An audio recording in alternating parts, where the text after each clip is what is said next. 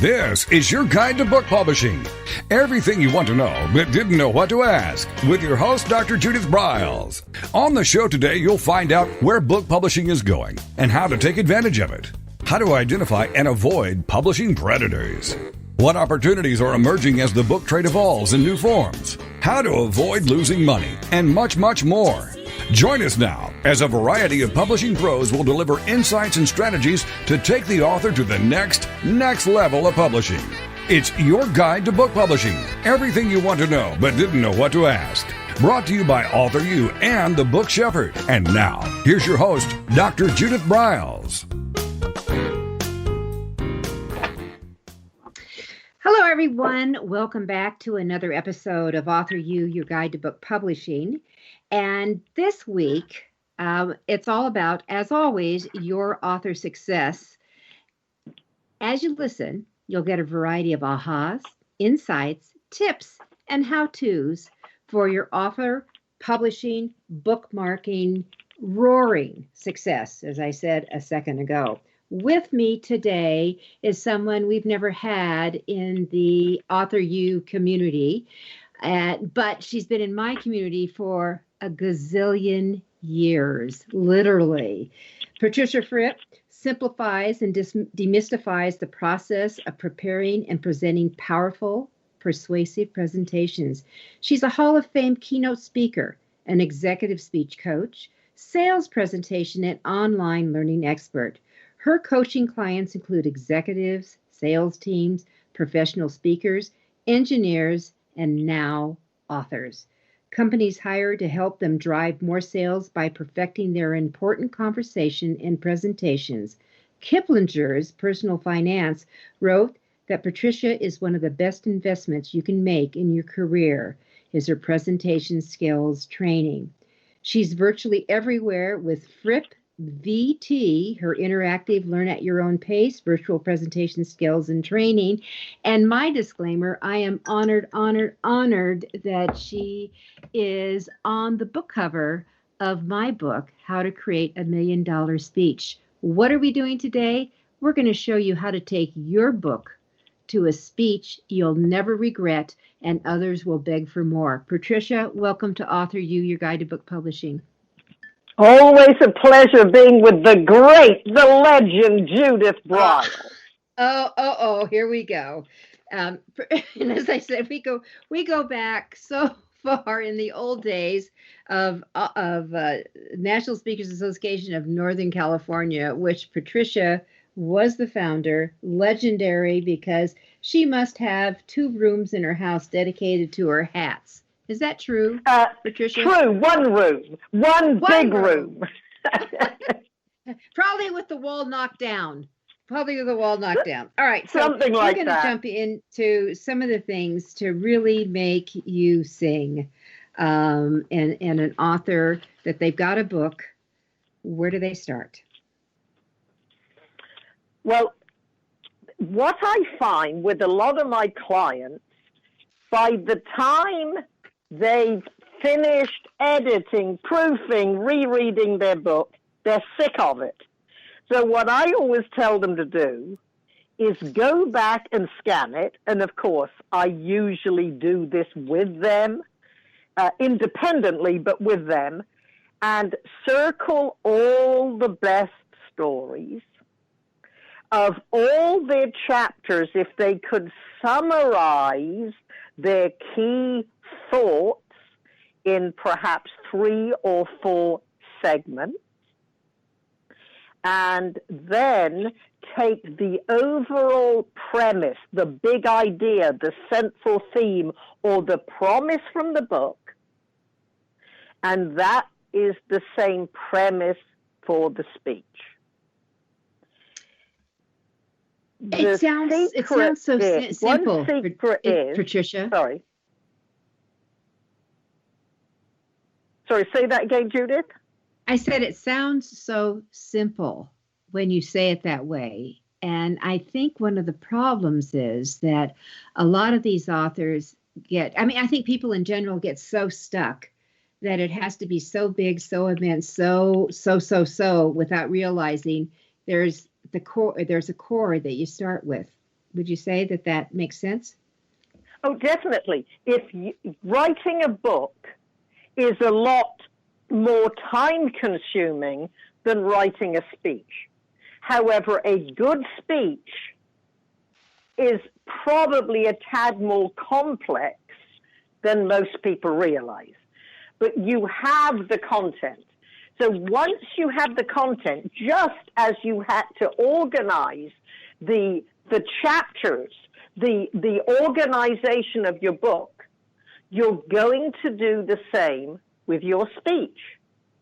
It's just you cannot put all the content you had in your book in your speech, which is why you have to select what absolutely you feel is so good, so compelling, that once they hear you deliver it, they, of course, want to buy your book. Take you home with you. That's what they want to do. Yes. And, of course, there are plenty of, whether your presentation is in person, it's virtual, whether it's segments on YouTube, it's all different ways to get your message across that people want more. Now, some of my author clients, they have the ability, which not everybody does, to write more conversationally. Because there's a big difference between the written word. The written word is for the eye. You can have longer sentences. You can always go back and reread it. Whereas with a speech, if you don't get it in that moment, you with the flow, but oh no, what was it he said? What was it he said? So I'm thinking of one spectacular author and speaker I worked with the end of last year. And his speech was taken from segments from his book. But what we looked at is every single sentence and made it more conversational, easier to say, shorter sentences.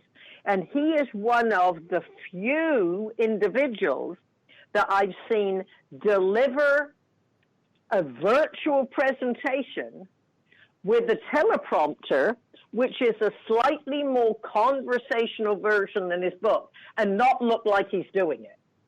But that takes practice. But he was marvelous.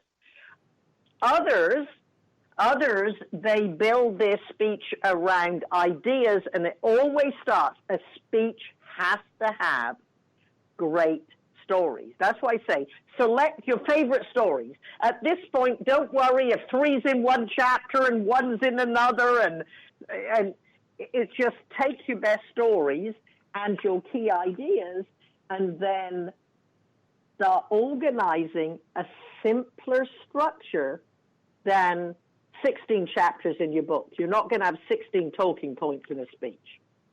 No, not unless you're doing all day. And that's not a speech. It's called a workshop. That's a little different, and that's going to be more interactive. Yes, exactly. And I've seen that. I have seen, and I think you have seen, time. I remember being at a conference, one of the national conferences we were at, and this person ended up going maybe 40 minutes over, which is always the kiss of death for a conference when that happens. Yeah. But she said, but I had so much good stuff. And I remember saying to her, but that's what you call your next presentation. Exactly. You love this. The second speech is even better. Or what some of my author clients have done, they say, they let their clients say, here are, of my 16 chapters, here are 4 outlines with this many segments. You select which areas are most pertinent to you. So we design their content in chunks of content. And they might cover multiple chapters of their books, but the client selects it. Mm-hmm. And so it sounds as if the speech is more personalized. Yeah, yes, it does, but it also lets you know, because you and I have both been in situations where there's a giant time crunch, and all of a sudden that hour that we had is not going to be an hour; it's going to be 30 minutes, and it allows you, because you've identified all those key things, which elements that you're going to pull from, because you know them so well. Just a thought. And this is a very important point. Over my decades of speaking, the one question I've always asked before I go on stage is, do you want me to deliver the hour you booked? Or if we're running behind schedule, do you want me to keep you on schedule and cut my speech short? And at least 80% of the time, they say, doesn't matter what they're paying us, keep us on schedule. The times that they say, no, we've got some flexibility, is mostly smaller companies. It's not a big convention where every minute is counted and they say, we've built in some extra time. We don't really need a 30-minute break. We've just allowed it in case your audience is engaging with you and obviously wants more. And this is where your speech construction is important. So, for example, there are multiple ways to open your presentation. One good way is a story, or it could be a statement, or an interesting statistic about your subject. And then you introduce your premise, the big idea, what they are going to learn from your book, or the result from reading your book, and the result of listening to your speech. All right, so Patricia, hold yes. the next point, because we're going to run into a commercial break here.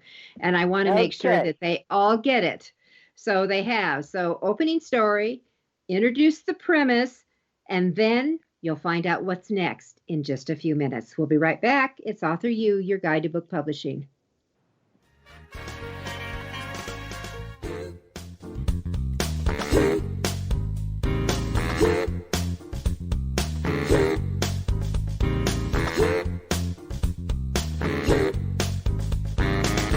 This is your guide to book publishing. Everything you want to know but didn't know what to ask. With your host, Dr. Judith Briles. And we'll be right back with more great information right after these.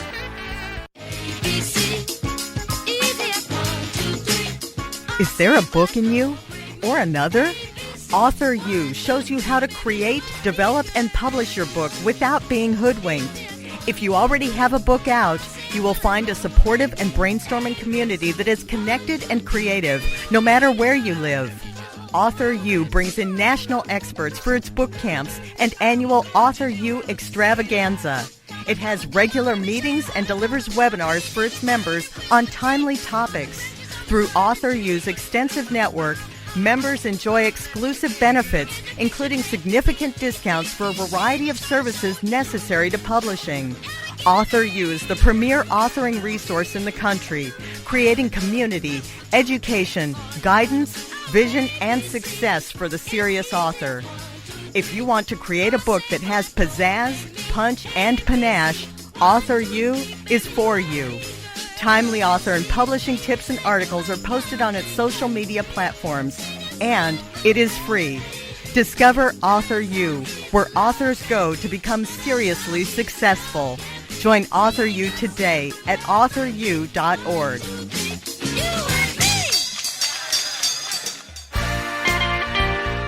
Welcome back to your guide to book publishing. Everything you want to know but didn't know what to ask. If you want to write and publish a book, if you want to be successful as an author, your guide to book publishing, everything you want to know but didn't know what to ask, is for you. Stay tuned and you'll hear about statistics, scenarios, and strategies on what to do now to get you published. So let's get back to the show. And here again is your host, Dr. Judith Briles.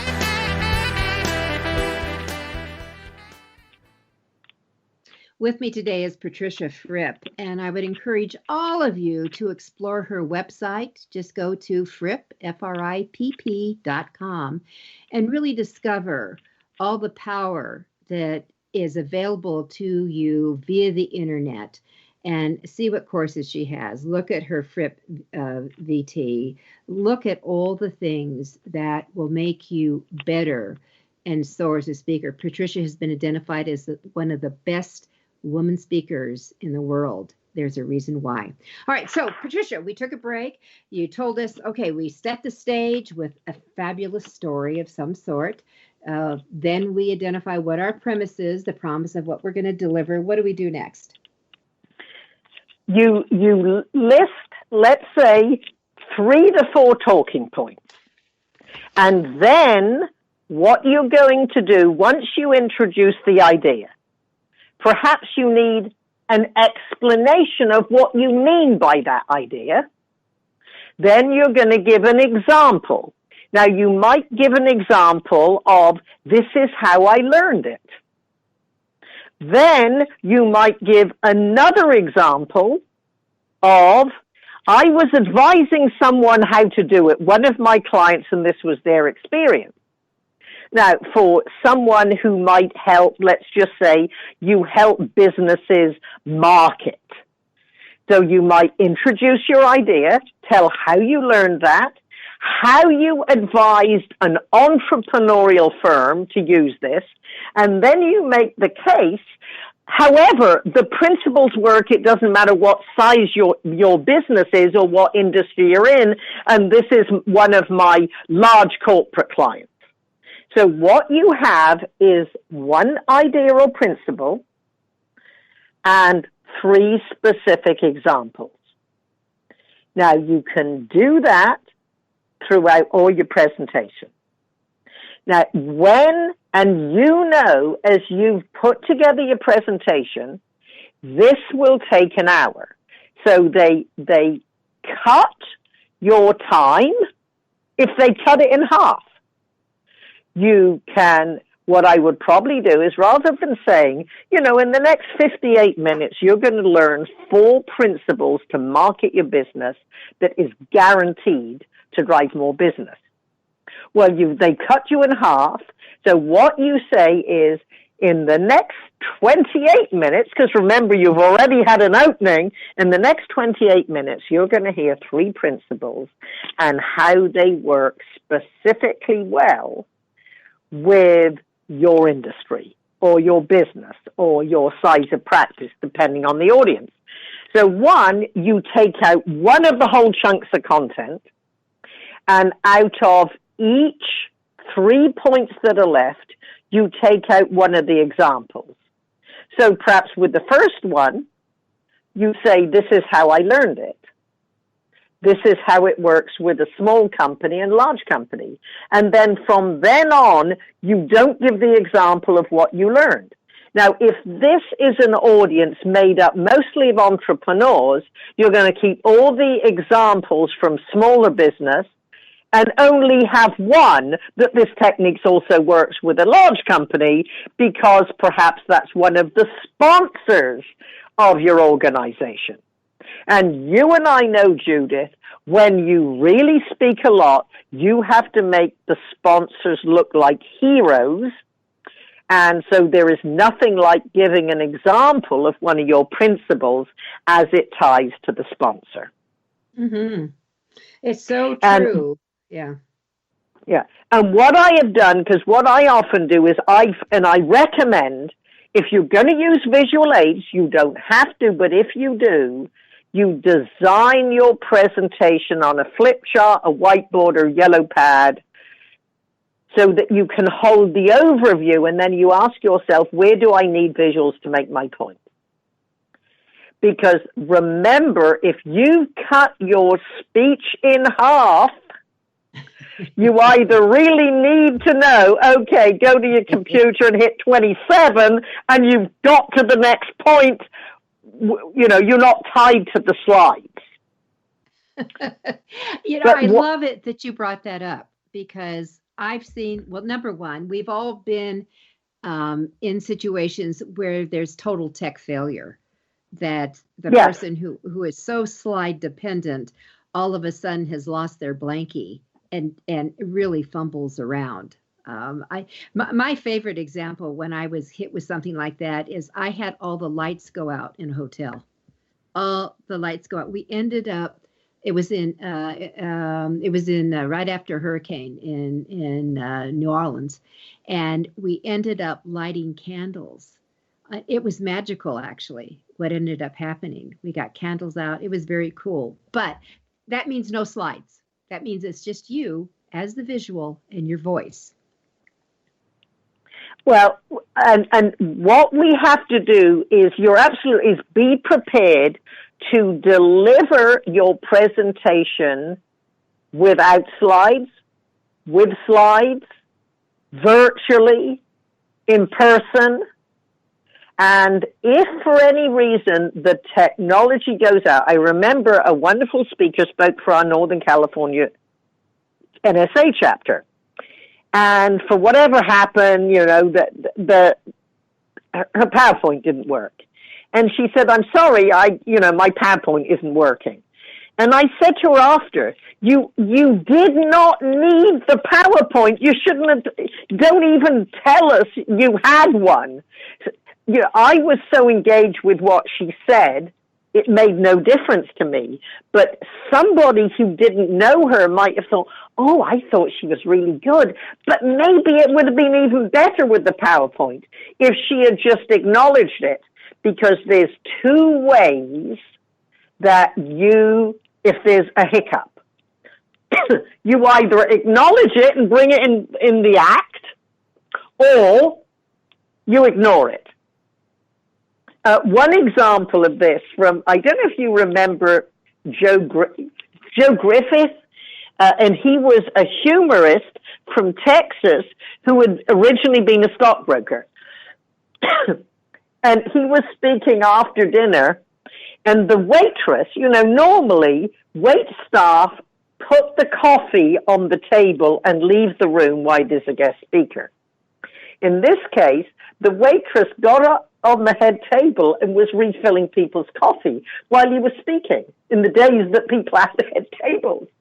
And what he did, because it was difficult to ignore it, because what we have to remember is that the eye will always follow movement rather than sound. And, of course, he couldn't ignore it, so he turned around and said to the audience, "Have you met my wife? When we work a convention, we really work a convention." And so to go back to your PowerPoint, if it doesn't work, I wouldn't even acknowledge it. Because what you can always do is print out the slides, and that, we always have to build in what we need to build us confidence. You can print out your slides. You know what's in there if you need them as a guide. If you need just a 1 or 2 page piece of paper with your talking points down in order that you're going to cover them, that's fine. What I used to tape to the lectern is any personalizations or pronunciations of executives' names. Now, I knew them. It's a matter of security. So, for example, now that I deliver virtually, I print all my slides out and tape them on a separate monitor, and I put slide numbers if I'm going to move out segments of content if I'm engaging with the audience more. It's just a matter of be prepared for any occasion. I can't stress that enough. And oddball things do happen. I remember one time I was in Kansas City. Ken Blanchard and I were the 2 morning speakers. Ken had finished. He had a fly that was circling, and we all started watching the fly. Have you ever? It was outrageous. All right. So then I am up. All right. I didn't have the fly. The fly left with Ken, I guess. I didn't have the fly, but all of a sudden, Patricia, and this was in a kind of resort place that I felt It was very poshy, and my audience were trainers that traveled all over the country with one of the big training companies, and they were used to staying at not, let's say, resorts. So I felt this motion behind me. I mean, all of a sudden I felt a huge air literally moving, and then I heard this whoosh. It turned out, Rod, that the huge wall-to-wall, floor-to-ceiling, heavy-duty red velvet drape dropped. Okay, so I'm in front of all these people, and I'm thinking, what am I going to do? So finally I said to the group, this is so strange. I could have sworn I wasn't at the Holiday Inn. The audience roared. They roared with that. Okay, and then I just kept talking. Then I just kept going. So I just learned you have to learn to expect the unexpected in the speaking business.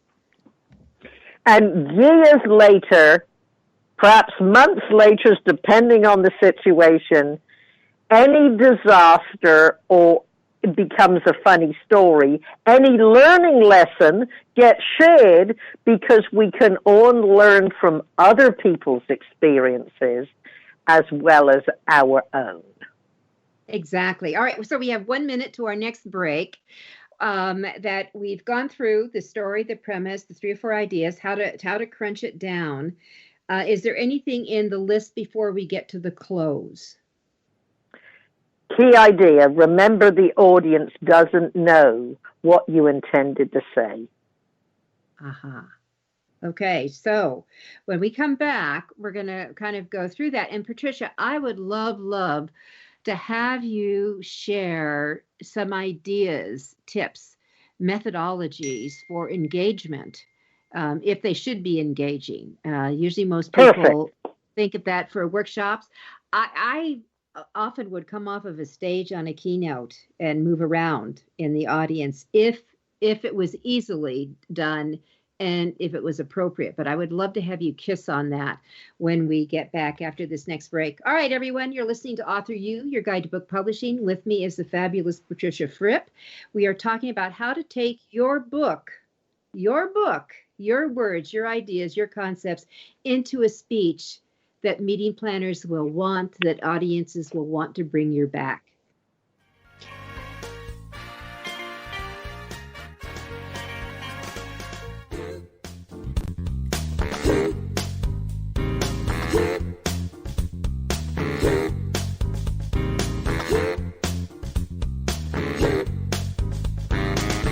This is your guide to book publishing. Everything you want to know but didn't know what to ask. With your host, Dr. Judith Briles. And we'll be right back with more great information right after these.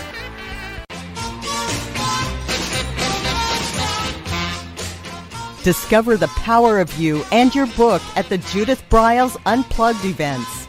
Each summer, Judith Briles Book Marketing Unplugged unfolds over 3 intensive days working with just Judith.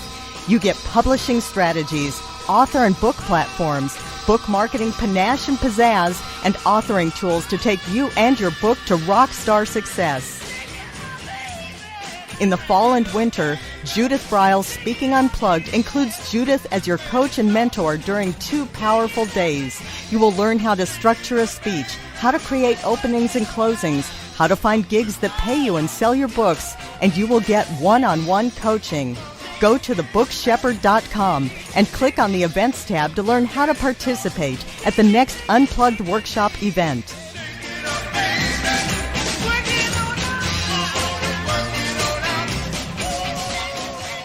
Congratulations on getting your book published.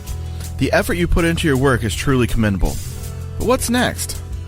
What will happen to all the knowledge you have worked so hard to acquire to produce your book? Here at TogiNet Radio, we can provide you a platform to keep your knowledge working for you through the power of podcast. The subjects our podcasts cover are as varied as the grains of sand on a beach. From life coaching to military resources to business success, even to the paranormal. We have a place for everyone. To get started on your next step, call Scott at 903-787-5880 or email him at Scott@toginetradio.com. That's SCOTT at TOGINETRADIO.com.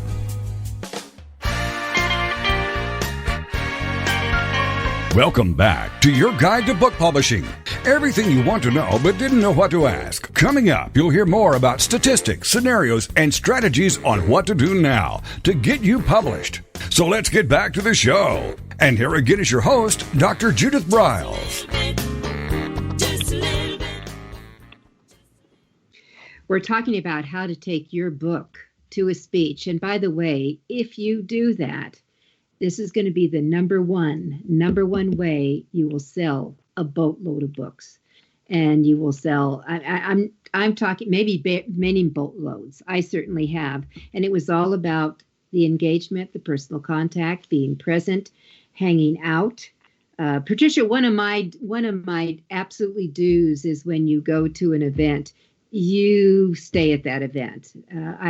I hate people. I know that some have to do it, but they are swoopers. I've seen speakers come in and swoop. They do a decent job. They grab their check and they split. And they don't realize that there is so much more there if they just come in a little early. They stay there. They interact with people. That's always been my philosophy. Do you have any thoughts on that? Yes, that has always been my philosophy. Go early and leave late. Because, one, you develop a rapport with the audience, and I had a great ability to, it was part of my personalization. I would listen to what the executive said. I would listen to what the speaker said. I would, have conversations at the coffee breaks and lunch, very often when people really didn't know who I was. And I would incorporate those comments or the thoughts within my presentation. One of my very best clients, this is my 25th consecutive year of working with this convention in multiple roles, is Dan Maddox. And he has always said, it isn't necessarily the best speakers who get rave reviews. And a friend of ours from our local chapter, I won't mention her name, is a really good speaker. She's a content expert. However, she spent so much time sharing her special talent and expertise at the evening parties with the audience. And although she wasn't the Hall of Fame or the celebrity speaker, her ratings were high because she was so nice to the audience. And as we both learned, Judith, there's a lot more to develop a relationship with an audience and the people who engage us than just giving a good speech. You have to be nice. You can't be a prima donna. So that is, and that's why you might say, oh, well, I'm not a Judith Briles. I'm not a Hall of Fame speaker. No, but you have expertise. So let's look at engaging your audience. And yes, I very much, like you, love getting off the stage. Now, if you're at a big convention, you always need to make friends with the audio-visual team and say, look, I'm going to get off the stage. And what I would also say is whenever I put my hand out to the side, I am going to move in that direction. So the person who's videoing it knows which way I'm going to move. Because I've heard stories from these people who can make us look and sound good. Say, as this great speaker, but he has all these moves we never quite know, and we're going to get fired if he's out the frame, so we can't get a close-up.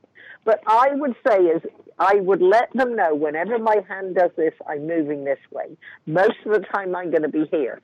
Now, about 20 minutes, and then another 20 minutes, I'm going to get off the stage. And I would say, how far can I go and still be well lit?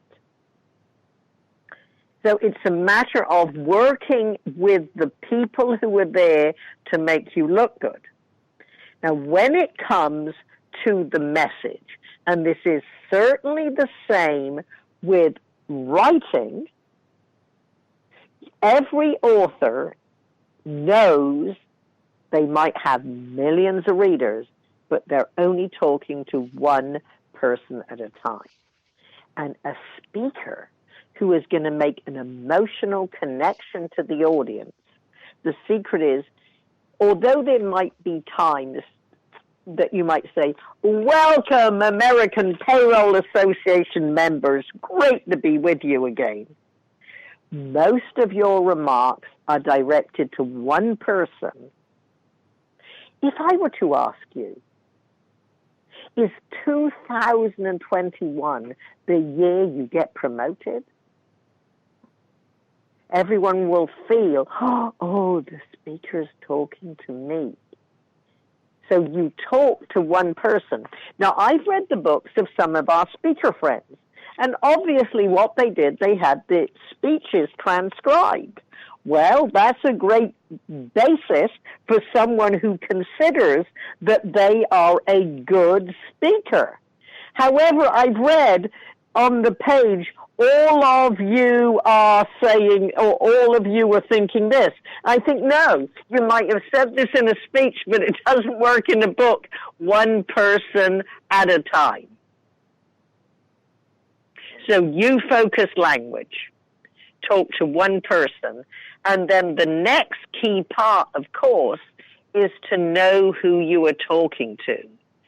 So if you're talking to an audience, it might be, as a payroll professional, this, as a financial advisor, and if you have an audience made up of different communities, you might say, if you're a beginner, intermediate, or advanced presenter, you will still, so acknowledge who is in the audience. Because the secret, as you know, is you create your masterpiece just as you created your book. And then what you do is you personalize it for each group. And it sounds as if you created this speech just for them. I'm so glad you said this, because I've heard so many speakers, and I know you have too, who say, oh, yes, they always customize all their speeches. And a lot of times that customization might be that they drop in a jargon that is common for that association or that industry or that corporation, fill in the blank. And that's just about all the customization is. They really don't know it. They really don't know who's there. So what kind of tips to do that dive down, the probe in, to really do the reveal? Well, one way is, for example, I have gone to work for some of my clients. For example, one of my greatest successes, I was speaking for a wonderful company, arborists. Just a great company. And so my opening story was, I called the Bartlett office in San Francisco and said, I'd like someone to come look at my trees. But I warn you, I'm not going to be a very big customer because I only have 2 trees. To which Marilyn, who had worked in the San Francisco office for a month, said, oh, madam, we don't have any little customers. Everyone's equally important to us. And I wish you could have been there the day my very own Bartlett tree expert came to call. So my opening story made a hero of the person in the office and the tree expert who came to see my trees. I spent $195 having 2 trees fertilized, and I stole the show. Now, the question then, Judith, is, all right, they invite you back. What do you do? Well, I went out with one of the salespeople. He said, well, what shall I tell you? Who shall I tell them you are? I said, nothing. I'm just walking behind you, writing down what they say on a flip on a notebook. I went out with the guys who were trimming the trees, and I was working. Had my work boots and my Bartlett T-shirt and hard hat, and I was picking up the leaves, putting them in garbage bags, and pulling them out. That, of course, has to be very well documented with photographs to show in my presentation. Of course. But it's just going. Being a mystery shopper has always worked well with me. And interviewing people. And I just say, for example, these are 3 of my talking points in my speech. How does that apply to your business or your industry? Or can you think of anybody who would be a great example for this point? And what happens, not only does your author get great stories for the second edition of the book, it's a great way to expand your repertoire as a speaker, because the principles are universal. And that's how your chunks of content get longer. You have more and more examples to your points, which means, in essence, you could go back to the same audience with the same framework as your presentation, because the principles you believe in are going to stay the same. You've just got totally different examples. Which is the plus. Of course, repeat business, you always would love to have that. And variables. And then also, I know that you have a lot of stories. I remember when we did something together just 2 weeks ago, that you brought up your Raquel Welch story. That's that. I remember you saying that 30 years ago. I remember you saying, as the great philosopher Raquel Welch said, style is being yourself on purpose. And that's what we have to do as a speaker. We have to be ourselves, but when you're on stage, it's still the same you, however you're on purpose. It's a slightly more larger-than-life, polished version of you off stage. All right, so with that entail, how can you make yourself, for everyone, as we go into our final break here and come back with Patricia Fripp, how can you make yourself that person on the stage that people can hardly wait to hear what's going to happen and what they'll see?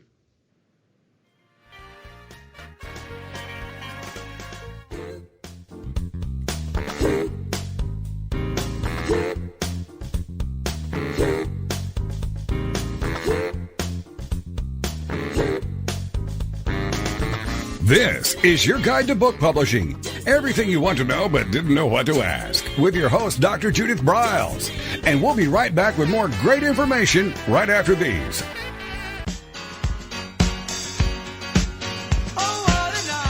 Are you confused about publishing options? Do you know which printing option is best for your book? Does your stomach flip when you think about selling books? Or do you feel overwhelmed with what to do about book marketing and publicity? Get the answers and much more. Get them, and from someone who knows publishing inside and out, from both the traditional and independent sides, how to make a successful book. You can't do it alone without paying the price. You can spend your money creating a book that turns out to be so-so, or you can create a book that looks and feels classy, builds your brand and platform, and is a success, a bestseller. It is your choice. You choose. If you want author and publishing success, you want Judith Briles as your book coach. Sign up for her weekly blogs and e-zine at thebookshepherd.com.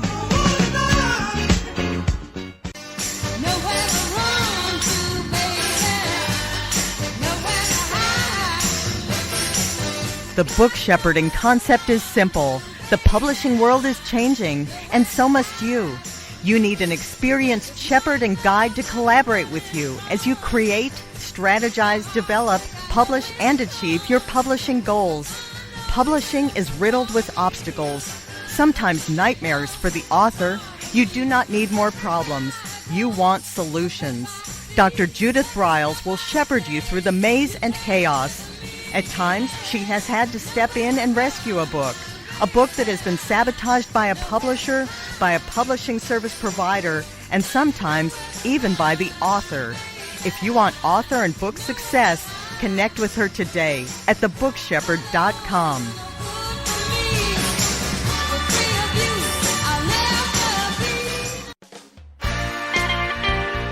Welcome back to your guide to book publishing. Everything you want to know but didn't know what to ask. If you want to write and publish a book, if you want to be successful as an author, your guide to book publishing, everything you want to know but didn't know what to ask, is for you. Stay tuned and you'll hear about statistics, scenarios, and strategies on what to do now to get you published. So let's get back to the show. And here again is your host, Dr. Judith Briles.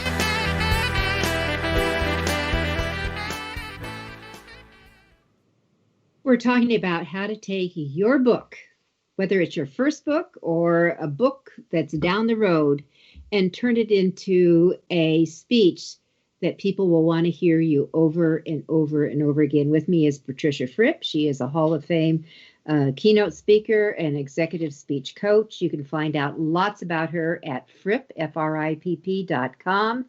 And we want to do in our last segment here, certainly talking about closings. We're talking about engagement.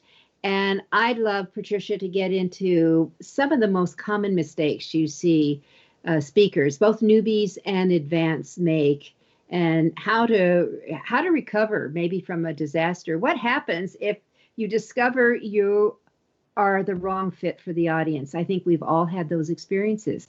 It's just the wrong fit. Good. Well, let's begin with a quick review. If you have your book, your speech is very good if you call the speech the same name as the book, or at least have it as a subtitle, and you're going to take great stories, and you are going to have to fight to choose which chapters become points of wisdom, because you're going to give a smaller version, because one mistake is trying to put too much content in the speech. As you heard Judith said, you can be invited back. And if they like your speech, they want an extension of you, more of your information, and that's why they buy the book. And what is very good to do is to get whoever introduces you, not only to introduce that your book is available, to come up after and thank you and tell them where the books are, so you don't have to sell from the stage. Another, I would encourage you to not be concerned that you haven't given a speech before. One of the biggest mistakes, and I hear this all the time from senior executives who say, I'm not a good speaker. I spent my entire career trying not to speak. Or authors saying, well, I'm a writer, I'm not a speaker. Stop programming yourself for what you don't want. How would you expect to be a good speaker if you haven't focused any effort on it? In other words, I say, stop saying you're not a good speaker. You are a superb speaker in training. So one, it's your first, just as you sat down the first day, however, whether it was your computer or, like our friend Roanne, a pad of paper and a pencil to write your masterpiece. It's the same thing. Put together a few of your best ideas, and you practice on safe people. Safe people are those who know and love you. That's why you have family and friends to practice on. And then realize it is not that difficult, especially in the world that we live in now, to get speaking engagements. Every club, every organization is looking for a free speaker next Wednesday morning or Thursday lunch. And if it's you, it's not a commercial. However, you are introduced the name of your book is in your introduction. You tell stories from your book. You share the philosophy of the book. And of course, because all these meetings are in Zoom, you have the host put a link to order your book in there. Or even if you're speaking before you publish your book, if you would like to be on my mail list to be contacted when my book is ready, so you can develop your speech and start promoting your book before it's even published. The biggest mistake is thinking you can't do it. And another mistake, Judith, is comparing yourself to somebody who is years ahead of you. I promise many of your listeners were probably more qualified than some people like me were at the beginning of their career. So don't compare yourself to anyone else, and get started as soon as possible. There are plenty of audiences looking for a free speaker, and my point of view is there's no such thing as a free speech. You are practicing, you are developing your skills, you're building your network, you are promoting and marketing. There's a lot of benefit, even if they're not giving you a check. I love that you said that there's no such thing as a free speech. It's a practice. You're building your followers. You're getting better. Of course, every time you go out there, you get better. You fine tune. You can do that. I remember another mutual friend of ours, Nicole Shapiro, saying, you know my story better than I do at this point, because I had told it so many times. Yeah. And that's what's really important. And this is why I'll go back to what I said before. When I have worked with authors, very often I'll go through their book and circle what I think should be in their book, in their speech. And they said, I can't even remember that story. I said, yeah, it was in the 4th chapter, and it was really one of the best. So you have to revisit it. And I'd say, look, this is great. These points you have to put in your speech. And he said, well, I didn't write that. That's the jacket copy which the editor wrote. I said, it's in your book. Put it in your speech. It doesn't matter if this was the editor's word. It really ties in with your message. So don't put up perhaps barriers that really shouldn't exist. Like, well, they're the editor's words, not mine. No, it's part of your book. Oh, I've got to jump on this. As someone who does content editing for a lot of my clients, I always tell them my job is to make your words better, to help shape you, to look at them. They're always your words. Own them. Your name is on the book. It's so important to grasp that, everyone, even if you've had heavy-duty content. I just think it's a good idea that you've read your book if you've had heavy-duty content. Yeah. And remember, you might be sick of it, but when you read it again with fresh eyes, see, this is it, looking at your book, your masterpiece from different point of view. So you just think, what would be easier to say, or if this was new to me, what would engage me? And it's not a bad idea as part of your presentation, and see if this works for you. I'm frequently asked, why did you write this book? And I would put your name in it. I'm frequently asked, Patricia, why did you write this book? And you'd say, because after years of teaching this, my audience said, where is the book? So you can, without being promotional, you put within your speech, you answer the question, why have you got the book? Or it could be, why did you write the book? I'm frequently asked, why did I write the book? Because I got tired of spending hours telling my friends how to write a marketing plan, or whatever your book is about. So what you are doing is answering the questions you wish your audience would ask you. You put it within your speech. And that brings it all up. That really does the wrap. Okay, so Patricia, close it. What are the best ways in your 4 decades of speaking that you found the best closing? When you close your presentation, so you open, you introduce your premise, your talking points, your stories, then what you have to do is, so now that you better understand, you introduce the premise again. Or, so how do you write a book? So how do you develop a marketing plan? So how do you write a speech that people want to hear?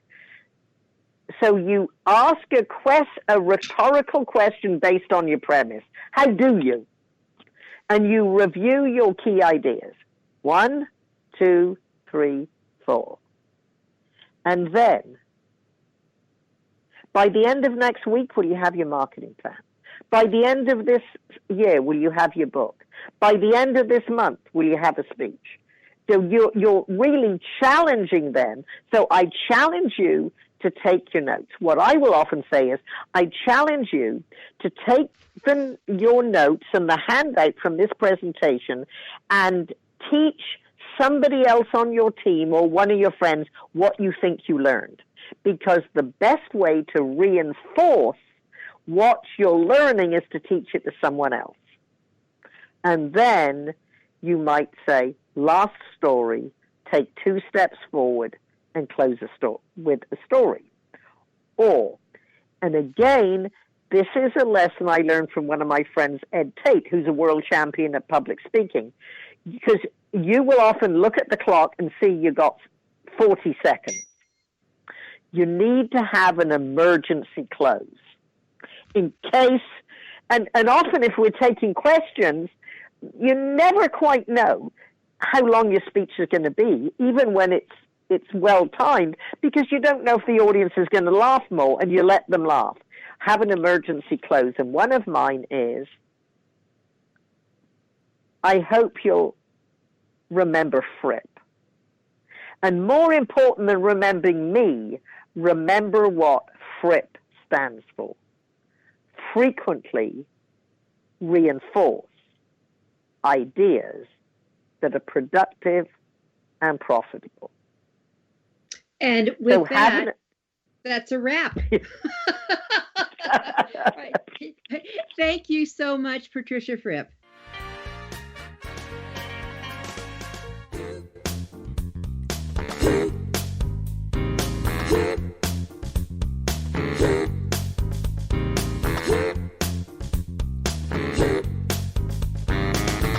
Thank you